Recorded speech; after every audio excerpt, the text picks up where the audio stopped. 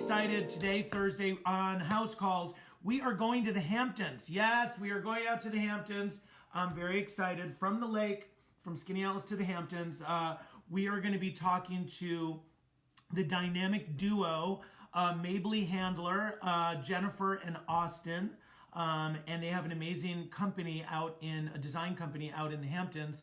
And I want to hear all about how they got from New York to the Hamptons, why they made that choice so many years ago, and how the Hamptons, what's the vibe out there right now, how they're doing. And I just would love to get their story because they are married, they're a couple, they're a design duo, and it's just so interesting when I love this sort of, yesterday we had a design duo, and today we have another one. So let's check and see if Austin and Jennifer are available. There they are.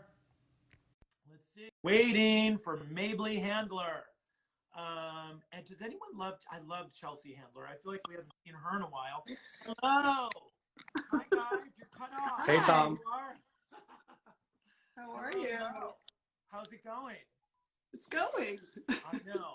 Bizarrely, but it's going, right? I mean, yeah. What day is it? What month is it? I know. It's so funny. I was just talking to my friend Bronson, and he said it's he goes, it's May 76th. I thought that was hilarious. And it's so true. I never know what date it is. I'm always like, people are like, oh yeah, we're going to do that next Thursday. And I'm like, and today's relationship to next Thursday. What's today? Give me a countdown. How many days? I know. 5 and 2.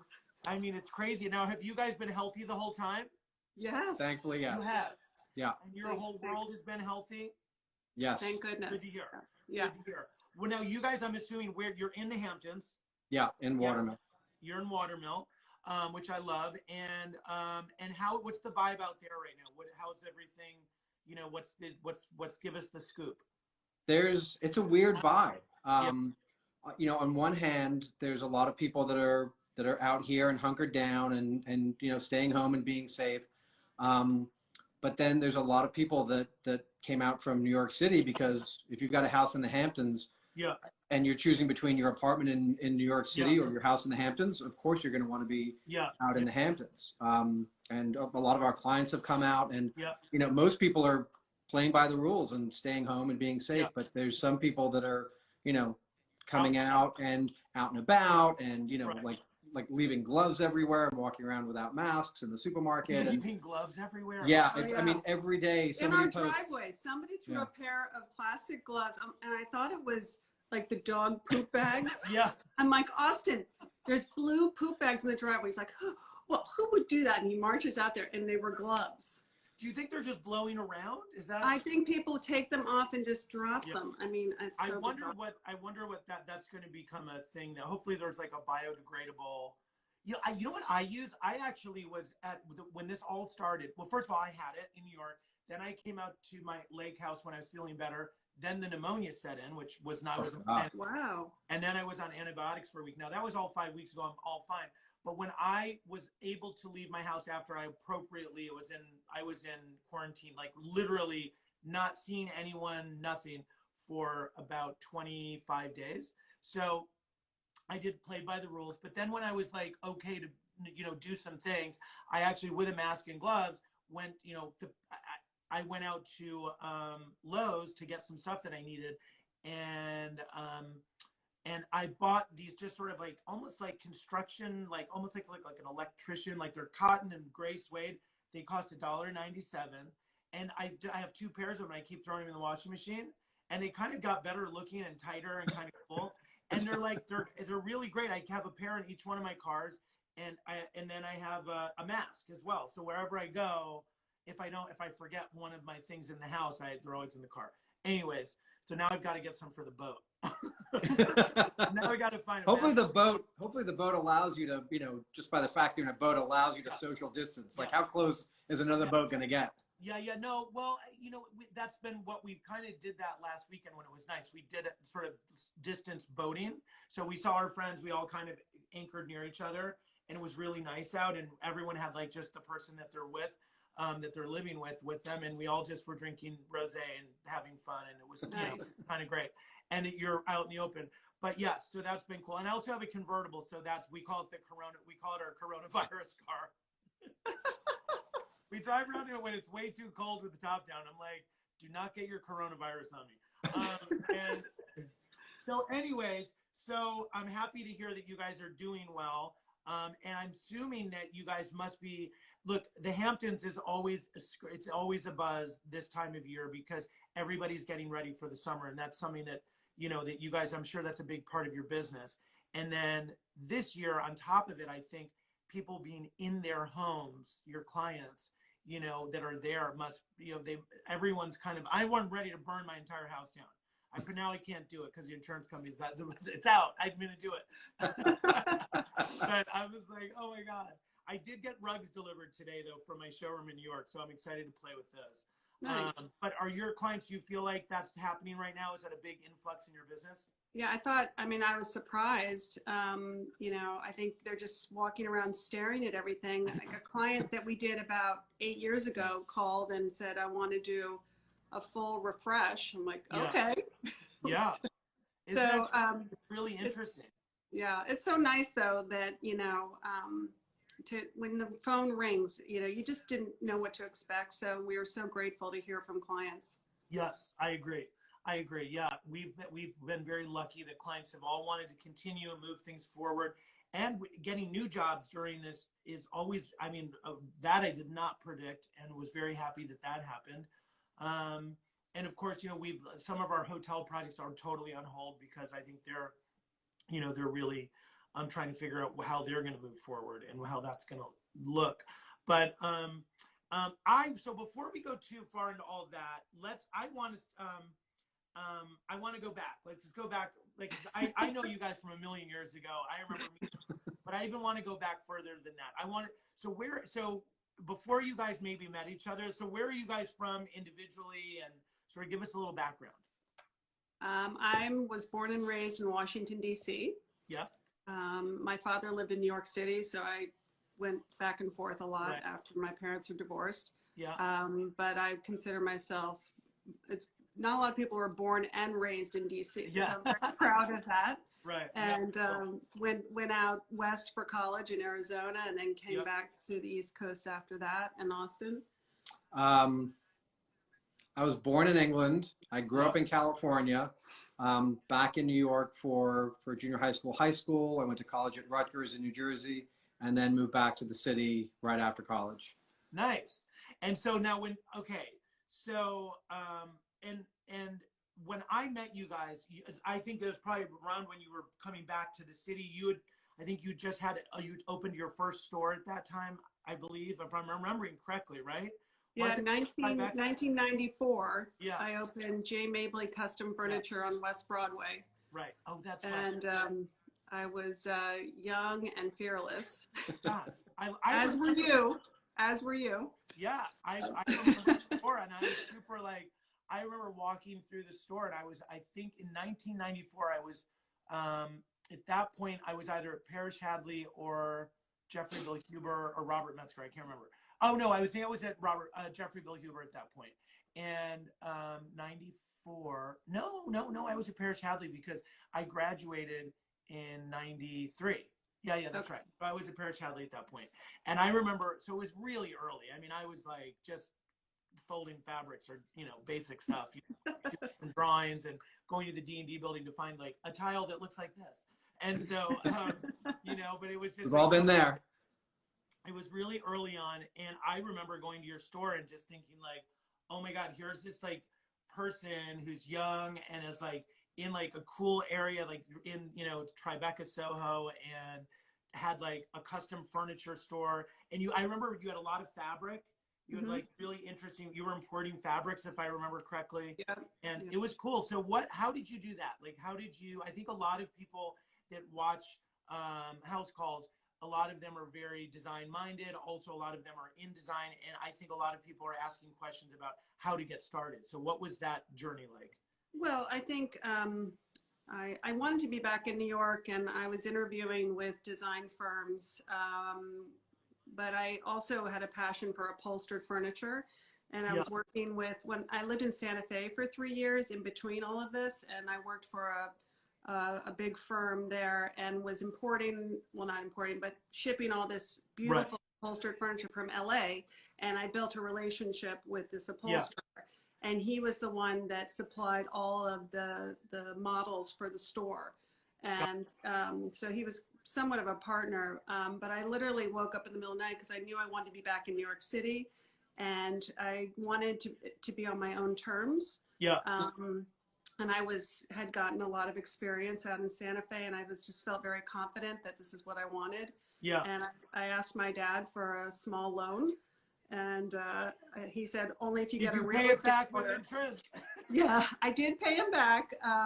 But he's like, I'll only let you do this if you have a really good real estate attorney. Because in New York, you imagine a young girl signing a lease in Soho. So, and that was, we were there for 5 years and then moved down to the big store in Tribeca in 99. Yeah, I know that's so true. I remember signing my first lease for my office, which was in Soho, 270 Lafayette. And God, I don't even know how old I was. I was probably 29 or 30 years old, I'm guessing. And it was for 5 years. And I was like, 5 years seemed like forever. 100 years. Yeah. And I was like, I owe this money for 5 years, no matter what. I was like, oh shit. Anyways, but yeah, I mean, it's like one of those things where you're like, you're like, okay, does my signature mean anything? Okay, here you go. Yeah, anyway, exactly. So yeah. So, but I think, it's just, if someone said, how did you do it? I said, it's just fear. You like every morning you wake up and you're like, oh my God, I've got to do this. And so Austin, tell me, now you're in New York as well at the same time. Yeah, I was working for McCann Erickson. It's an ad agency as a graphic designer. Right.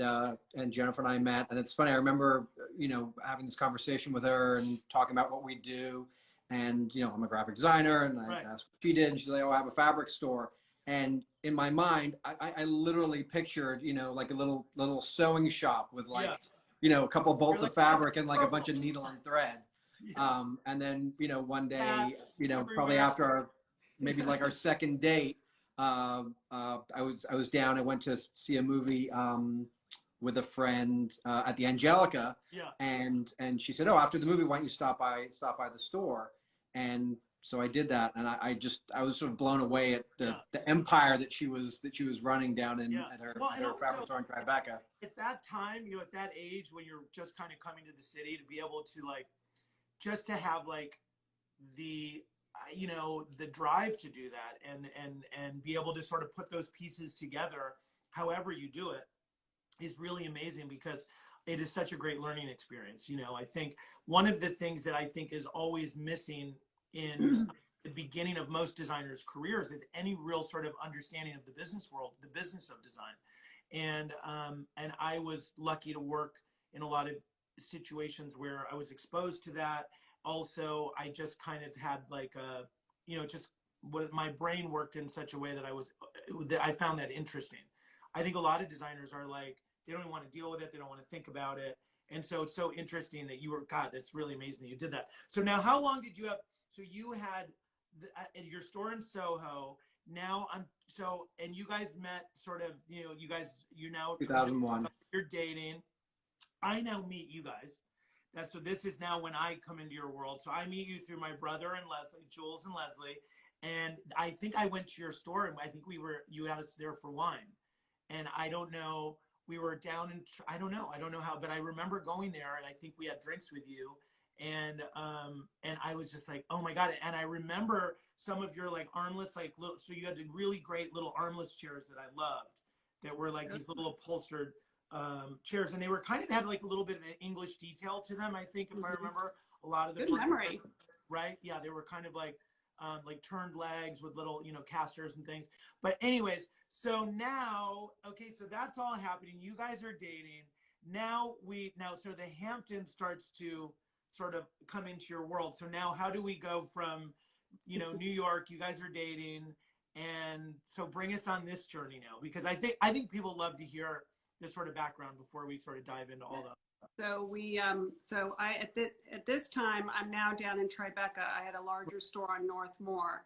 Right. And I met you in Tribeca. Yes. And then my mother has roots in Southampton, and she wanted to rebuild her childhood dream home. So I got into that venture with her and was traveling out to Southampton a lot, working on this house. And I had never done the Hamptons share thing. I was always up in Hudson at my dad's house or going up to Maine where my mom had been living. So I never really went to the Hamptons. I visited a couple of times. So my jaw dropped when I came out here, and I saw the light and the air, and I just fell in love. Yeah. And I'd never been out to the Hamptons either. I was, at the same time, I was poor in New York City, so I didn't go anywhere. Yeah. So then September 11th. Yeah. And we have big decisions to make. We are, in the frozen zone in Tribeca. Yep. Nobody's shopping for silk draperies or upholstered furniture. And I had 7,000 square feet of retail space. And the final decision was to move the whole venture down to the lower level of ABC Home. Got it. And at the time, they had a bad fabric department at the time, and they were looking to get something bigger and fresher. And so at the time, 2 years before that, I had taken a partner from Los Angeles. So we both decided this was the best move. And during that move, spending time in the basement of ABC, I'd always had my own store. I didn't see the future for me in the basement of ABC. It wasn't happening. And I told Austin, I said, listen, why don't we, go out to the Hamptons? And I've been building this house for my mom. Let's find a place there. I don't see a lot of design firms set up there on a permanent basis. And I think this is a real opportunity and a different, change of lifestyle. And he was on board. I think that's so cool. I love that. I think, it's interesting. Yesterday I had Jason Oliver Nixon and John Loki, who are Madcap Cottage, and they both moved years ago to High Point. And, they kind of decided to do that as people coming, they were journalists and they're working in media. And I think they saw that maybe they could do some other things and they would be able to have a bigger impact there and have the industry to support it, which has worked and has been great. But I think it's so interesting. I was thinking about it, and I was seeing, as we were going to talk today, I think when you're in a relationship, especially with someone who's in a similar space, so you're both in design, so you kind of get that sort of that dialogue. And then you say like, hey, let's go do this. It is interesting that both are couples who are both sort of in the same space, is somewhat relatable, design, graphics and interiors. And I think that there's something really cool about that, because you feel like, well, we can kind of go anywhere because we kind of sort of do similar things, and we're together. So it's not like you have to go there and it's like, well, because right now, if the thought of moving anywhere permanently, that I was like, as a single person, I'm like, I think like dating. Like, how's the dating going to work? Yeah. So, but I do think that was really smart. And I think you guys did something that was certainly very needed. It's like to have a permanent company out east that has sort of an aesthetic like you guys have that is really appealing and really appropriate and really stylish and cool, I think was a really good idea. Obviously, Thank you. Obviously worked. That's really cool. So now you guys are from, you're out in the Hamptons, and like, why did you choose Watermill? And all of like, how did you set your company up? How did that start? So it started rolling quickly. So, sorry. When the conversation to move out here, it was funny. We were driving up to Jennifer's dad's house for Thanksgiving in Hudson. And she was saying, I just don't know if I can do this ABC deal. I don't want to be in the basement. So we had this conversation. It was a 1-hour conversation in the car of well, if we don't do that, what are we going to do? And that's when she threw out the idea to move to the Hamptons. And I was on board with it. I was working for McCann Erickson, but I also had some freelance graphic design clients. And one of my clients his office was 2 blocks away from my office. But I didn't meet him probably till 6 months after I started doing freelance work for him.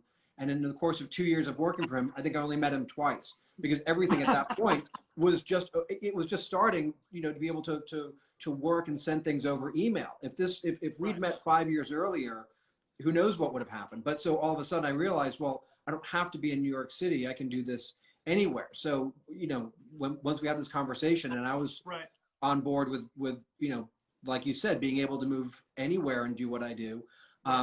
Jennifer jumped on the Alan Schneider website and started, looking at real estate. I think I don't think she told me at first. Oh no, I was looking weeks before. I was late night. I would have my mega Chardonnay on my ThinkPad, and I would just, oh, this looks good. Oh, here's a property in Watermill with a studio. Oh, earmark. And the funny thing was, that property that I kept watching, the price kept going ding, ding, lower and lower. I'm like, I know this is not going to be it, but let's just go see it and get it over with. Right. So we made an appointment with the real estate agent representing the property. She never got out of the car. She literally rolled down the window. It's December. There's snow on the ground. It's cold. And Jennifer's not an exaggeration. We got out of the car. She lit a cigarette. She's like, let me know when you're done. I swear to God, that is word for word. And I was like, this is going to be really bad. She's not even getting out of the car. So my mother was like, she's a real estate agent. Like, just even try to sell us on something. Yeah. There were rental tenants here, and the house was just a simple Cape shingle, very, very old and very musty. But what we did is we walked between the property buildings. There's a studio in the house. We walked in between, and we saw the property. And my mother's sticking her elbow into my ribcage, and she's going, "This is it. This is it. This is it. This is it. Don't show that you're excited. Don't show you're excited." Oh, that's so funny. It was so funny. And we went into the studio, and I knew it was Warren Brandt, who was an East End artist. This was his studio. It's an 18th century barn that we work in.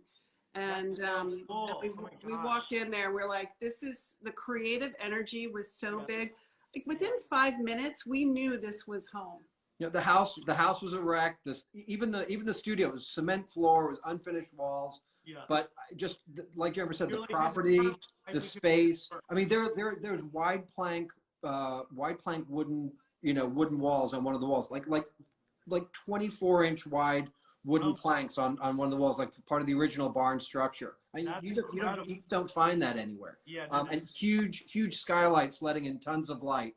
Yeah. We're like, what are we going to find that's any better than this? This is where you have to say that there are powers above lining up, because it didn't even cross my mind that this was not home. I'm like, this is well, I also think that, look, you're coming up with this idea. And I think as you're like going through, like, looking at real estate, you're visualizing it. I really think that there's so much to that. Like, the more you kind of like think about something and you visualize it and you kind of like go out, people always say, well, like, this is something from above. But I also think there's a lot of putting yourself in the right place to find that place, to find that house. So it's like, I think there's a little bit of a synergy there, from above, and also sort of putting yourself in that place. I think that's really, really cool. One of the things that I think is awesome about what you guys do is you have a very clear vision and a very clear style that I think is obviously very appealing to the demographic of the Hamptons, sort of that world. And it looks great. It feels good. It makes sense with the architecture and the lifestyle and the location. It has sort of a waterfront, but not themey, So how do you describe your style? If when people say, like, what do you do? What's your style? Well, I mean, we've used the term beach chic in the past. Modern organic. Yeah. It's hard to specify it. It's definitely in the transitional world. Yeah. And sort of clean line, comfortable. Organic. Ethereal. I think I have sort of a New York City. It has a New York City edge, which I think that's why it makes so much sense for, you know, the people that are coming out to look for houses and buy houses in the Hamptons. And then also it has that a very easy Hampton sensibility at the same time. And it's classic, and yet it feels very fresh and current. So it kind of checks a lot of boxes, I think. It is beautiful.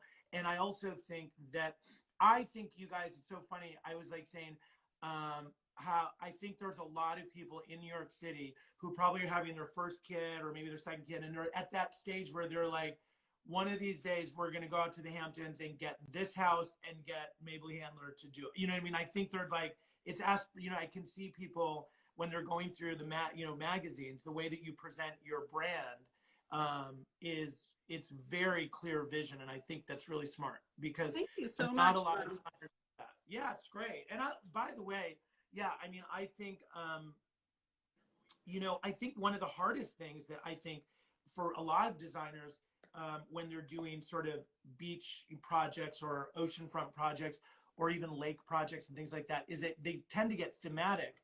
And I think your work is not thematic at all. It feels very like, it's sort of like, you know, curated and pulling from different, you know, a little bit of modern, a little bit of clean, a little bit of like preppy classic kind of merged together. And it can sort of change and ebb and flow depending on obviously the client or maybe the architecture. Some houses are more transitional, more traditional, more modern. So I think that's really, I think it's smart because I think you guys have created like a real, you know, I think it's like a brand. It feels like a real, you know, it's not a design, you know, it feels more like a brand than a designer, which I think is really cool and interesting. And I also think that your products are great. Like your furniture, I think with Kravitz, it's fabulous. It's really Thank you. I think you guys came out of the box, right out of the gate with that.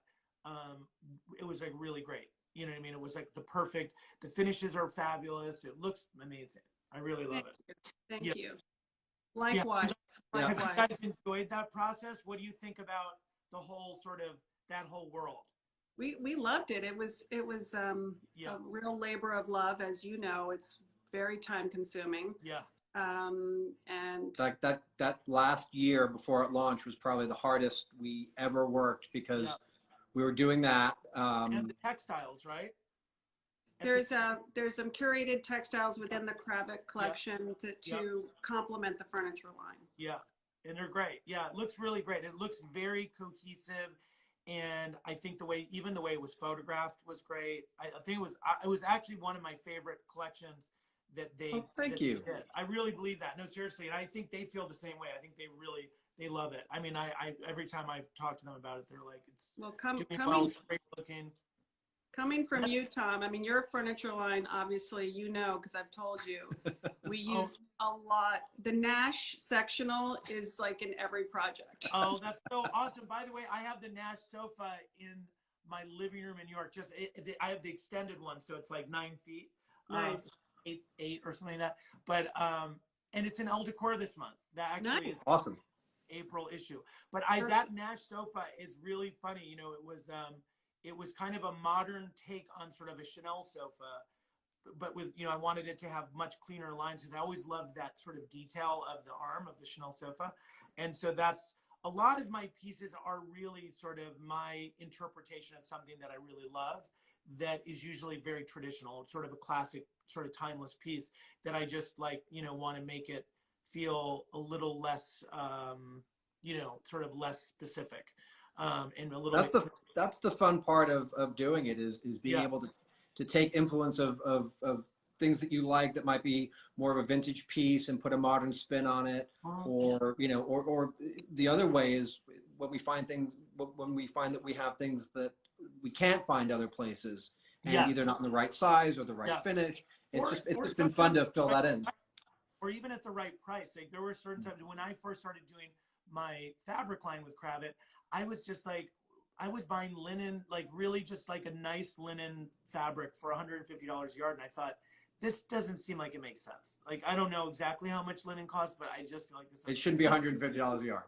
No, it should, you know, 75. But anyway, so I was like, let's do a line that is great quality, but it also is really thoughtful about price so that we can, you know, it just, you know, so people do like window treatments and not just, you know, little bits and pieces. So let me ask you, what was your first design project after your mom's house, right? So you guys are now in the Hamptons.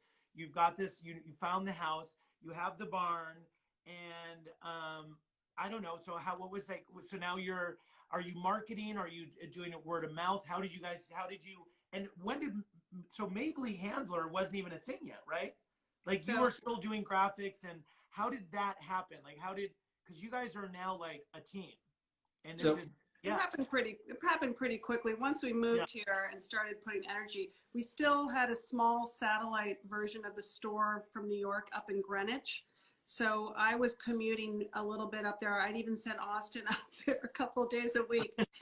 And then I got pregnant, and I was like, so I was up there more than a couple of days a week. And that was talk about, our plan, by the way, was when we moved out here was that I would still do freelance graphic design. Jennifer would do interior design. Right. And, I had a background in graphic design, web design, photography. So the plan was I'd photograph her projects. I'd design her website. I'd do her ads, and, I'd do my thing. She'd do her thing. And if she had to go meet a tile delivery and had to go see a client, like she could send me off to do, the shit work, the delivery reception and things like that. But when the manager of the Mabley Handler home store in Greenwich, she got pregnant, and then Jennifer got pregnant, I had to start going up there and minding the store of a silk fabric drapery store in Greenwich, Connecticut, which is like I think we have that. Nothing about me. I was like cool kid from New York City. I'm like, what about Greenwich slip cover silk curtains? Like, this is not anything to do with anything that relates to something that's important to me. He would go to the back of the store and call me. He's like, sweetie, what's a file fabric? This woman wants a file fabric. What is that? I'm like, okay, it's in the second box, and look under F, and it has little ridges on it, and just hand it to her. What the hell is a slubby silk? What is that? What's a slub? Oh, funny. That is hilarious. I love that was like it was like baptism by fire. Totally. So then we shut that store down when I became pregnant, because we just couldn't. It was too much. And we did the first HC&G Idea House, which was their first show house. I remember that. That was in Bridgehampton, wasn't it? It was on Rose Hill Watermill Bridgehampton border. Rose Hill Road. It was the Extracts house. Yep, I remember. And we did the media room, but it was on the first floor by the living room. And it was I think that was the first time I saw like Mabley Handler. That was it. I may have seen ads at that point, but I wasn't in a space. You know what I mean? So, or at least I didn't know if I was. I probably that was our first sort of media opportunity, and we got in the New York Times. Our picture of our room was in the New York Times, and that was sort of like the launching point. They ran.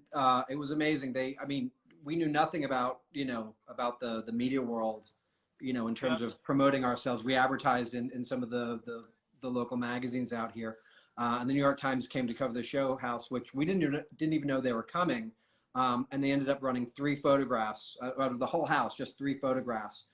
A small bathroom photo, a medium-sized, I think, living room photo, and then a huge photo of our media room, like front and center, front page of the House and Home section.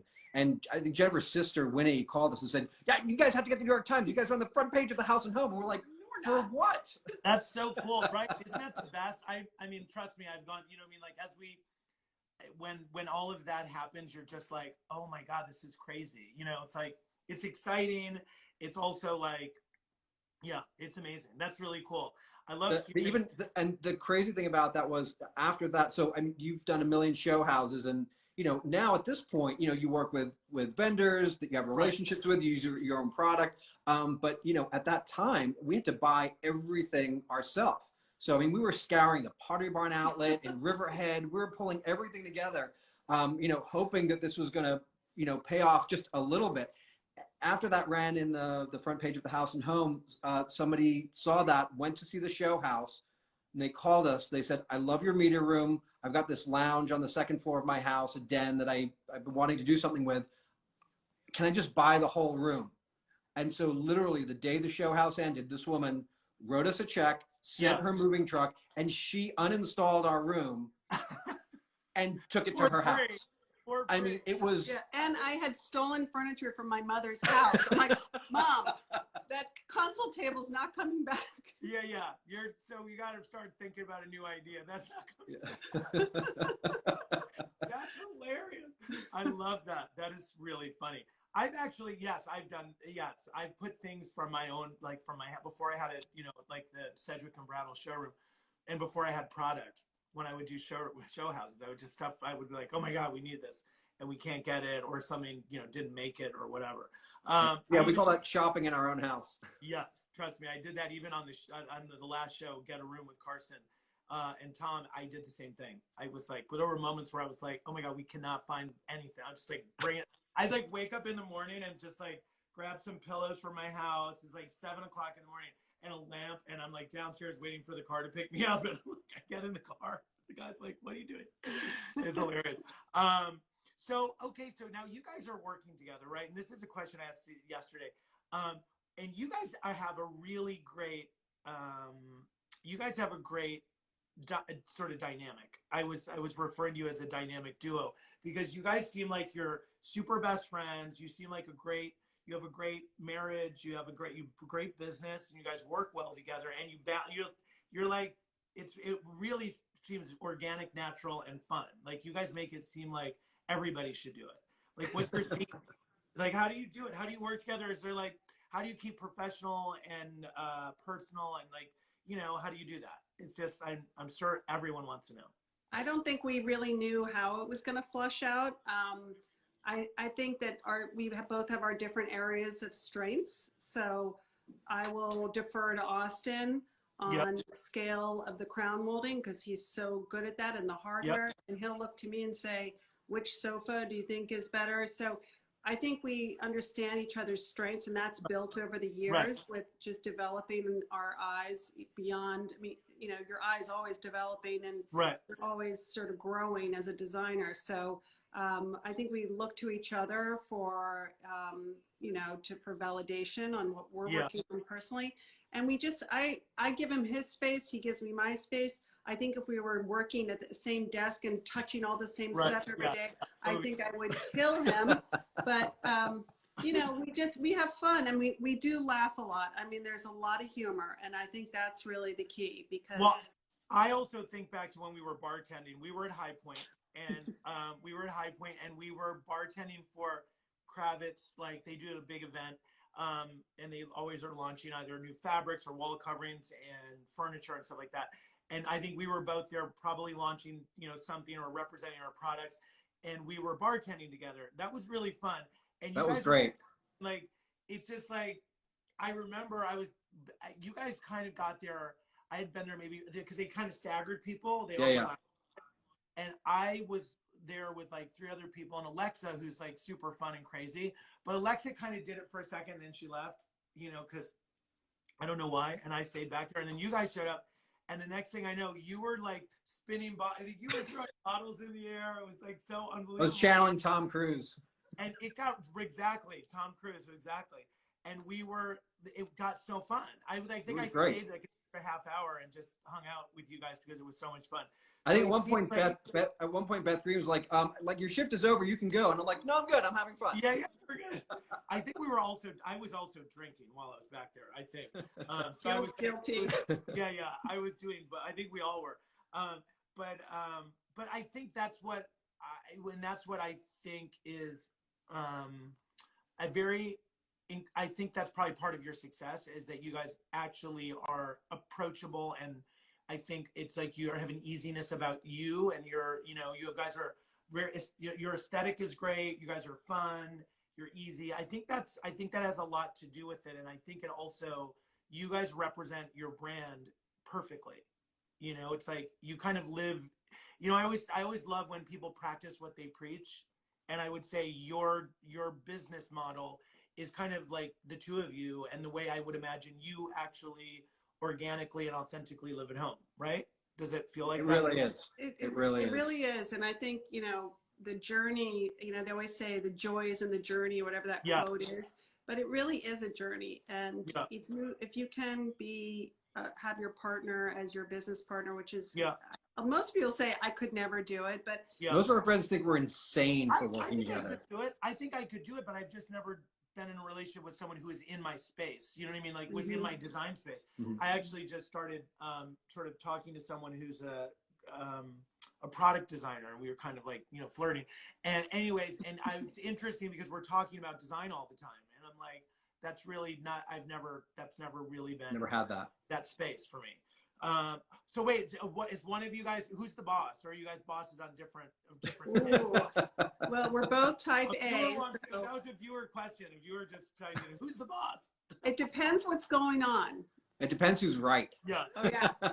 We're both right all the time. Yes. What's funny is actually, like Jennifer said, we both have our strengths, and you know, we each can do every part of the project. And there's some projects that just I'll work on or just Jennifer will work on. There's some that we both work on. There's no real rhyme or reason to it. Sometimes it's just sort of the flow of how busy we are and how much one of us is doing versus the other. But we do have our areas of kind of concentration that if we have to divide and conquer, like she will do more of like furniture and fabric. I'll do more of like architectural detail, plans, lighting, stuff like that. So a lot of times when you say like who's the boss, a lot of times whoever has sort of like the most information or the most sort of time invested in whatever part of the job. And also probably the phase of where the project is. If it's in the beginning when you're sort of doing construction and all of that stuff, you're probably, you know, sort of the front person.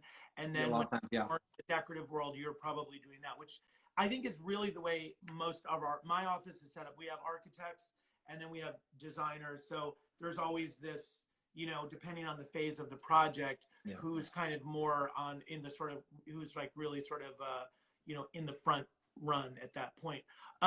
So, and you guys your company also does a lot of different phases of design. Like you'll do like from the ground up, you guys are doing houses that exist. You'll do some, you guys will do different phases of projects, or even like when you were talking about doing that, you know, working on like a space in a house. So do you have a favorite, like from like, is there one thing that you guys, do you love working from the ground up? Do you like working on old house? Like do you have a favorite space? Well, I mean, we do lots of things, but you know, the most successful projects are the ones where the client comes to us early on, you know, even before they have an architect or even when they're working with an architect. And I think the biggest thing between that is you can get sort of that collaborative mind together and really make the best choices in all of the architectural details and all those finishes throughout the house. Because I mean, as you can, I'm sure this has happened to you a ton of times. You've walked into a brand new construction, and you know the client wants to hire you to design the house, and you look around, and you know it's like it breaks your heart to tell them these bathrooms are horrible. Like what did the builder put in here? Why did they pick this? The floors are the weirdest color. It's so hard to have that conversation to tell them, you know, if you like our work, that's great, but aesthetically what we do isn't matching with this. And so that if you can get in on the earlier side, you can help guide it to a more cohesive place. I agree. I actually always, you know, clients will sometimes, you know, ask like, hey, like, you know, we're thinking about, you know, bringing in, you know, we're thinking about, you know, building a team, but you know, when should we bring in this person? I said in the beginning, like you want to put together your architect, your designer, your contractor, your landscape design. You want to get that team together, and you want to, like, there's a dialogue, audio visual. I'm like, whenever an audio visual person is brought in at the end, I'm like, this is crazy. Like, and I'll even tell clients, like, really should get this person, like, lock them in now. And let us look at like what they're proposing so that we can pick, because I find we've gone through where, you know, clients try to manage certain things, and then all of a sudden it's like they have these like, you know, white plastic things on the walls that shouldn't be there, or they're next to something that's not that color, or it's a different color white, or there's black or whatever it is. I'm like, guys, this could really have been coordinated if you allowed, you know, it doesn't cost any more money. It's just creating that dialogue, which I think is so important, so that really what I think what we're all doing is we're trying to make it the best project possible.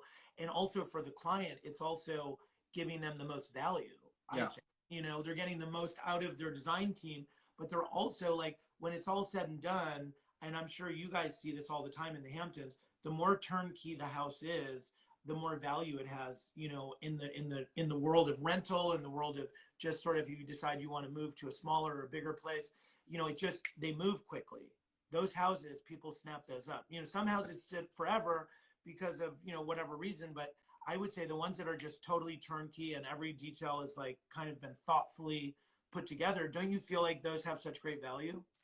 Well, what's happening, absolutely. And what's happening in the Hamptons is, 10 years ago, you started seeing staging companies come in because it was easier to sell a house that was staged versus a house that was empty. Probably about 5 years ago, we started getting contacted by builders and developers that wanted to take it to that next level of like not just putting in some random, furniture plonked in the middle of every room. They wanted that next level of finishing. So exactly what you said. So it's turnkey. So not only is it easier for them to sell the house, because clients can envision what the floor, what the flow and the floor plan, the whole living experience looks like, but it's finished and done by a designer from that area, and it's they literally can move in. So that's been a part of our business that we've added on in the last few years. That's really been growing. That with developers that I work with, and I just did one in Florida, same thing, and we just kind of, and they can, the furniture all was sold with it. They kind of, it's a great model. I think it's great for the developer. It's really great for the real estate people because that group, it really helps them a lot. And it was really, sometimes these big spaces, people don't realize how big they are when there's nothing in them, but they also don't know how to use them. And so they can't really envision, sometimes when there's these open kind of houses that are, the kind of a new layout. Sometimes I think people coming from traditional New York City, classic 6 apartments are like not used to like, how do I deal with this space?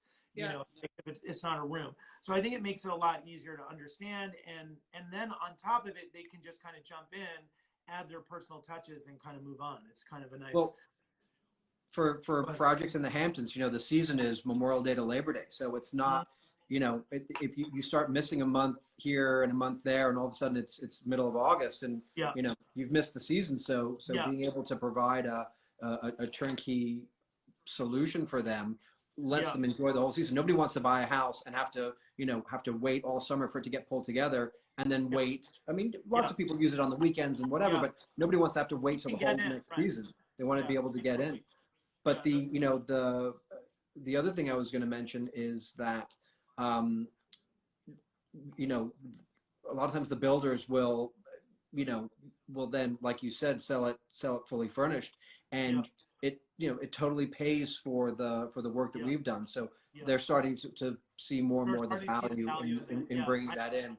I think initially a lot of builders would see that as an unnecessary expense, but when it sells the house quicker and they make their money back on it, it's kind of become a go-to thing. I agree. And also I just think people today are looking for things to be more immediate, so I think when they think about, a lot of times clients are like, it's like, I really want to do this and maybe like level the house and start over, but I just don't want to deal with 5 years of construction and the whole thing.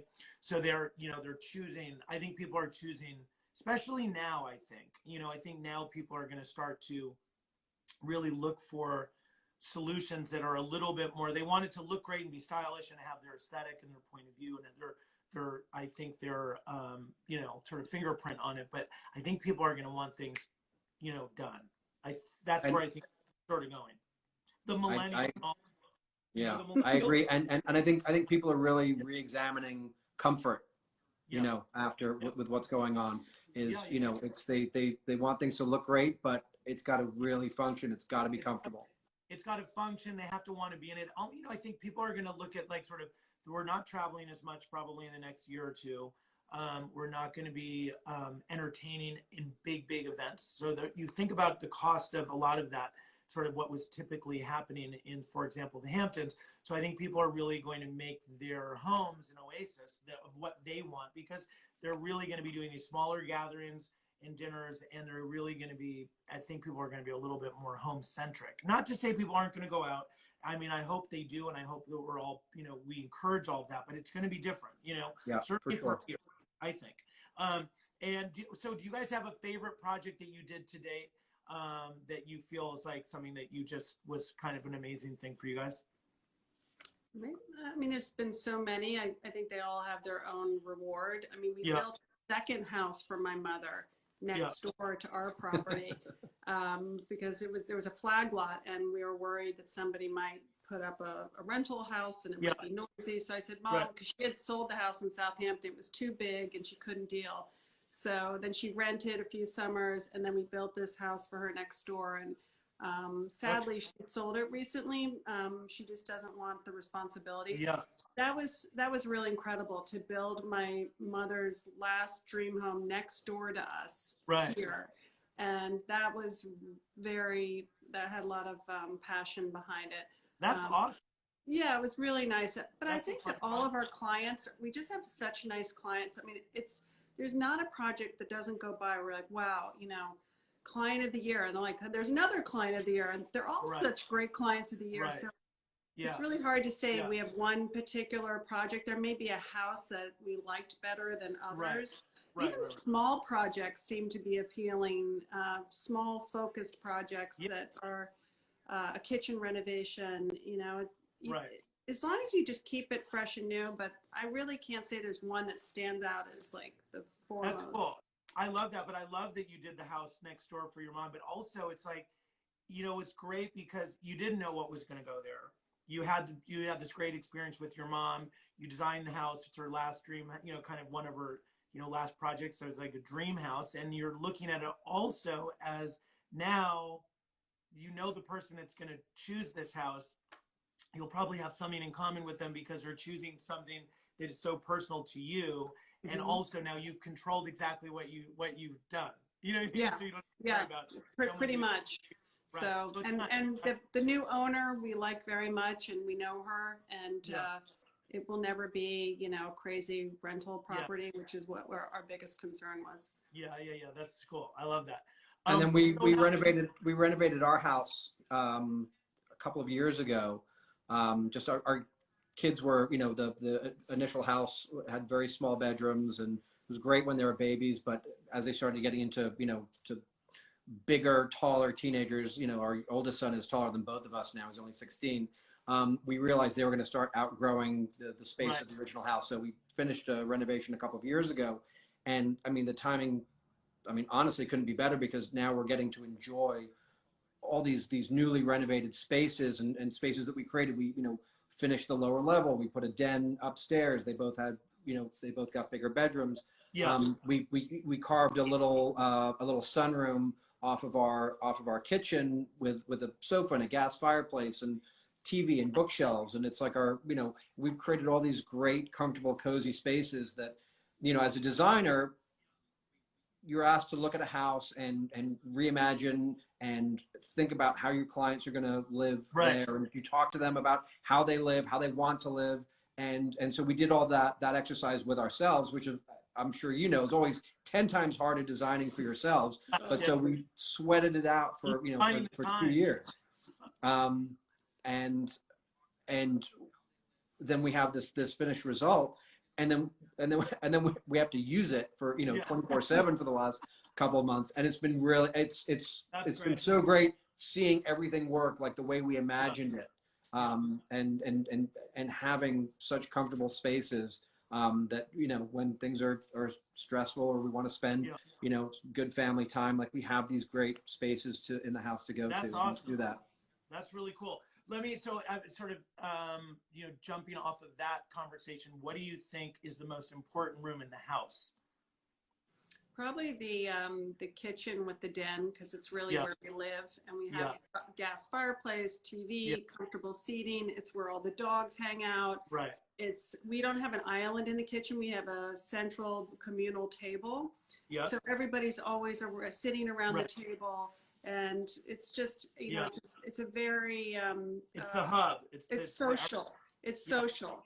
Whenever you have a dinner party or a cocktail party, people always joke that, like, you know, no matter how beautiful the rest of the house is, everyone always ends up gravitating towards the kitchen. So we sort of, we embraced that, and we didn't try to make other spaces, you know, a draw. We said, you know what, this is where we know we're going to be living here, spending all this time here. So even down to the kitchen chairs that we did these sort of low slung back, you know, armchair kitchen chairs that, you know, terrible for posture if you're trying to sit up and eat. But the truth is, after we're done eating, we like to hang out, and so we can just lean back and be relaxed, and then, you know, move 10 paces to the sunroom, and, you know, sometimes we'll have dessert and watch TV with the kids over there. It's just so nice to have this comfortable space. So yeah, I agree with Jennifer. Kitchen den is the most important room. Yeah, that's cool. I love that. I think that's it's always interesting to hear what the most important room, when I talk to people about that, because everyone, you never know. Like yesterday they said the entrance hall.